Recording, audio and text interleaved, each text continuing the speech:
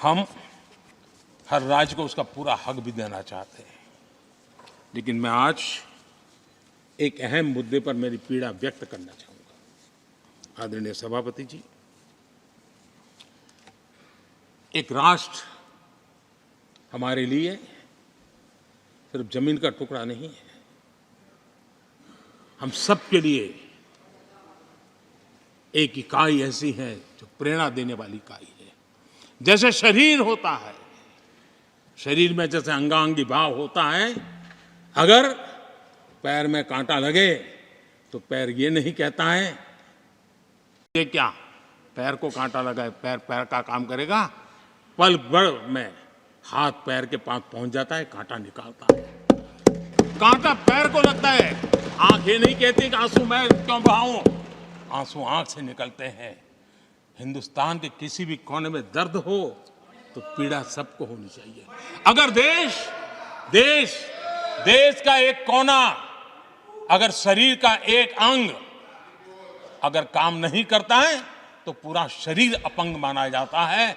शरीर जिस प्रकार से अगर देश का भी कोई कोना, देश का कोई क्षेत्र विकास से वंचित रह जाएगा तो देश विकसित नहीं हो सकता है। और इसलिए हमें भारत को एक अंगांगी भाव से देखना होना चाहिए, उसको टुकड़ों में नहीं देखना चाहिए। जिस प्रकार से हिंदी और भाषा बोली जा रही है, देश को तोड़ने के लिए, राजनीतिक स्वार्थ के लिए नए नैरेटिव गढ़े जा रहे हैं। एक पूरी सरकार मैदान में उतर करके भाषा गढ़ रही है। इससे बड़ा देश का दुर्भाग्य क्या हो सकता है? आप मुझे बताइए, झारखंड का कोई आदिवासी बच्चा अगर ओलंपिक के खेल के अंदर जाकर के मेडल लेकर आएगा तो क्या हम ये सोचते हैं कि तो झारखंड का बच्चा है? पूरा देश कहता है हमारा देश है। जब एक झारखंड का बच्चे में प्रतिभा देखते हैं और देश हजारों करोड़ रुपया, हजारों लाखों रुपया खर्च करके उसको अच्छे कोचिंग के लिए दुनिया के किसी देश में भेजता है, तो हम ये सोचेंगे कि खर्चा झारखंड के लिए हो रहा है, क्या देश के लिए नहीं हो रहा है? हम क्या करने लगे हैं, क्या भाषा बोलने लगे? इस देश का गौरव, हमारे यहां वैक्सीन, देश के करोड़ों लोगों को वैक्सीन का, हम ये कहेंगे वैक्सीन तो उस कोने में बनी थी इसलिए हक उनका है, देश को नहीं मिल सकती?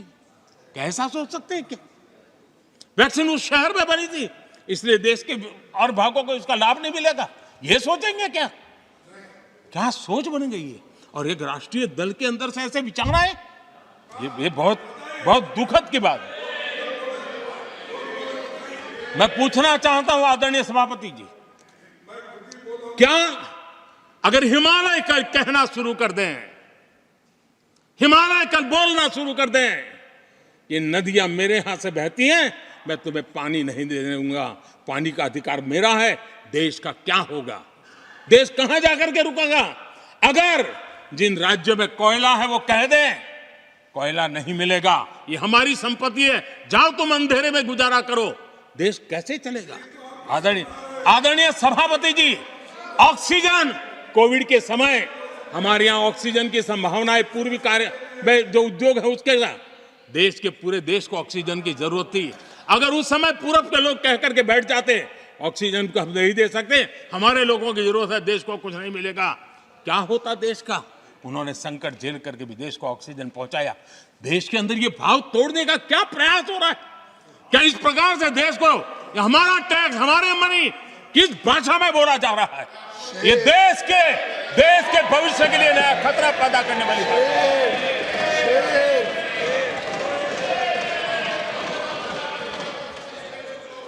देश को तोड़ने के लिए नए नए नैरेटिव खोजना बंद कर दीजिए।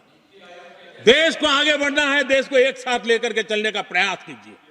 आदरणीय सभापति जी, पिछले 10 वर्ष नीति और निर्माण के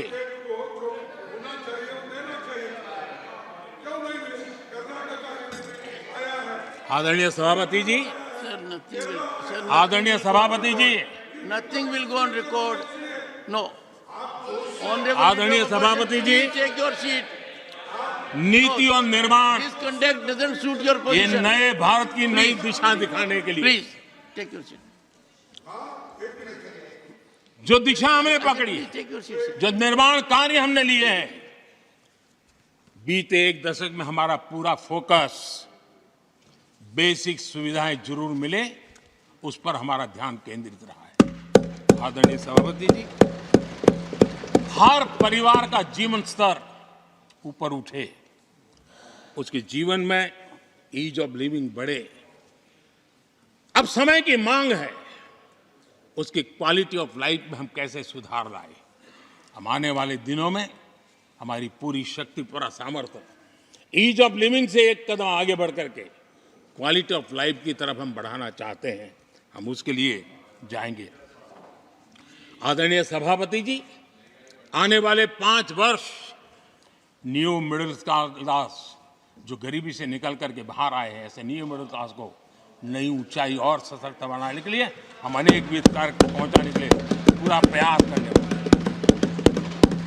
और इसलिए हमने सामाजिक न्याय का जो मोदी कवच दिया है ना, उस मोदी कवच को और मजबूत बनाने और ताकत देने वाले हैं। आदरणीय सभापति जी, आजकल जब हम कहते हैं कि 25 करोड़ लोग गरीबी से बाहर आए, तो ऐसा कुतर्क दिया जाता है कि 25 करोड़ बाहर आए तो फिर 80 करोड़ को खाना अनाज क्यों देते हो। आदरणीय सभापति जी, हम जानते हैं कोई बीमार व्यक्ति हॉस्पिटल से बाहर आ जाए ना, तो भी डॉक्टर कहता है कुछ दिन इसको ऐसे ऐसे संभालिए, खाने में परहेजी रखिए, ढिकना करिए, फलाना करिए। ये कहना क्यों? कहीं दोबारा वहाँ मुसीबत में ना आ जाए। जो गरीबी से बाहर निकला है ना, उसको ज़्यादा संभालना चाहिए ताकि कोई ऐसा संकट आकर के फिर से गरीबी की तरफ लपक न जाए। और इसलिए उसको मजबूती देने का समय देना चाहिए। ये समय हमने गरीब को मजबूत, ताकि वो फिर से वो न्यू मिडिल क्लास फिर से वापस उस गर्त में डूब न जाए। हम 5 लाख रुपए आयुष्मान का देते हैं ना, उसके पीछे एक इरादा है। परिवार में एक बीमारी आ जाए ना, मध्यम वर्ग का आदमी भी गरीब बनने से देर नहीं लगती है। और इसलिए गरीबी से बाहर निकलना जितना जरूरी है, उतना गलती से भी गरीबी की तरफ पीछे न चला जाए, उसके लिए ध्यान रखने की आवश्यकता है। और इसलिए हम अनाज देते हैं, अनाज देते रहेंगे, किसी को बुरा लगे या न लगे। 25 करोड़ गरीबी से बाहर निकले हैं, न्यू मिडिल क्लास हुए हैं, लेकिन मुझे समझ है, मैं उस दुनिया जी करके आया हूं, उनको जरूरत ज्यादा है। और इसलिए हमारी ये योजना जारी रहेगी।